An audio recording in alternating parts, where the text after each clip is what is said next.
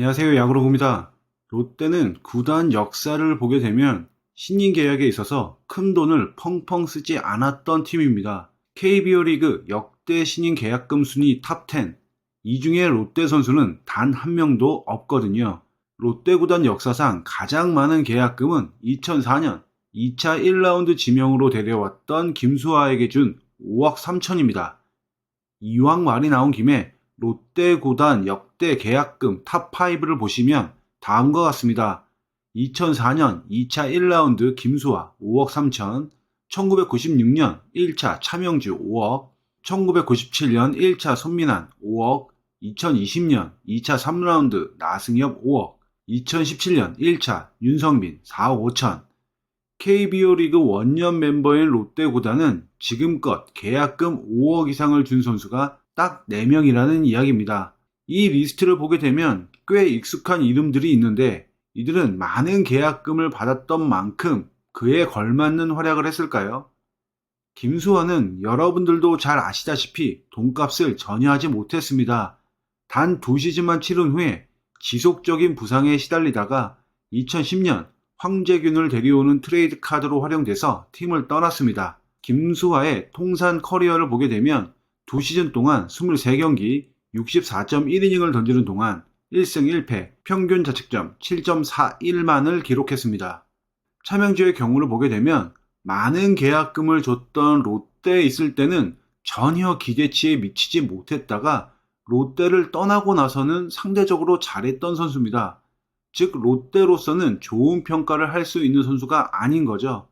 통산 613경기에 나와서 평균 자책점이 4.51입니다. 근데 롯데에 있었던 첫 3시즌 동안 85경기에서 245.2이닝을 던지는 동안 9승 21패, 세이브는 8개에 평균 자책점이 5.31이었습니다. 롯데를 떠나서는 17승 10패, 홀드는 80개에다가 4개의 세이브를 기록하고 평균 자책점은 3.98이었고요. 반면 손민환은 미난신이라고 불릴 정도로 롯데 구단 역사에서 손에 꼽히는 에이스로서 활약을 했습니다. 롯데에 12시즌이나 있었고 롯데를 떠나서는 3시즌을 활약했는데 보시다시피 롯데에 있을 때 가장 좋은 성적을 냈다는 것을 알 수 있습니다.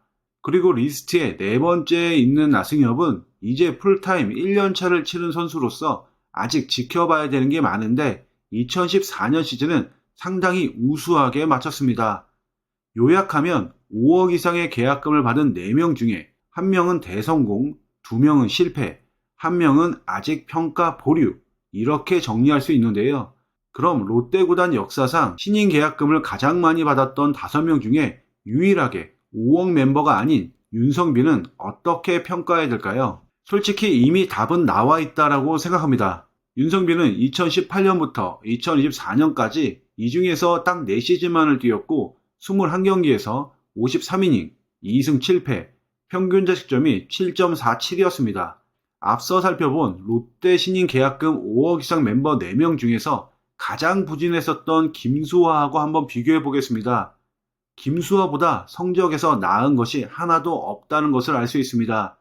김수하는 그나마 고질적인 부상으로 인한 부진이었고 결국 극복하지 못했다라는 이유, 트레이드 칩으로 활용되면서 팀에 도움이 되었다라고 기억할 수가 있는데 윤성민은 이마저도 아닙니다. 입단 당시 시즌, 그러니까 2017년 시즌을 통째로 쉬기도 하고 일본에도 연수를 보내기도 하는 등 팀에서는 참 애지중지 관리를 잘해줬거든요. 그런데 그 결과가 이건 겁니다. 윤성빈은 1999년생으로 아직 어리니까 기회를 더 줘야 된다. 소위 말하는 안고 죽어야 한다는 의견도 있습니다만 윤성빈은 입단 후에 지금까지 단 한 시즌도 나아지는 모습을 보여준 적이 없습니다. 시간이 흐를수록 나아지고 발전하는 것이 아니라 시간이 흐를수록 나빠지고 퇴보한 거죠. 1군에서 던진 4시즌 동안의 총 이닝이 고작 53이닝밖에 되지 않기 때문에 너무 스몰 샘플이라 상세히 볼 필요는 없고 그나마 샘플이 많은 2군 기록을 보시게 되면 앞서 말씀드린 대로 시즌이 거듭될수록 잘 못했다는 것을 알 수 있습니다. 그리고 이 중에서도 제구 쪽만 떼어내서 한번 보겠습니다. 1군도 아니고 2군에서 통산 9이닝당 볼넷 허용이 7.71입니다. 이것만으로도 충격적인데 데뷔 시즌 이후 2시즌을 빼면 그러니까 최근 5년간 기록을 보면요. 111.1이닝을 던지는 동안 볼넷이 130개로 9이닝당 볼넷 허용이 무려 10.51입니다. 2017년에 입단해서 1년 쉬고 나서 2018년부터 본격적으로 등판을 시작했으니까 2024년 시즌을 마감한 시점으로 보게 되면 벌써 7시즌째인데 평균 자책점이 6.75고 9이닝당 볼넷 허용이 7.71인 겁니다. 다시 한번 강조하지만 1군이 아닌 2군 기록입니다.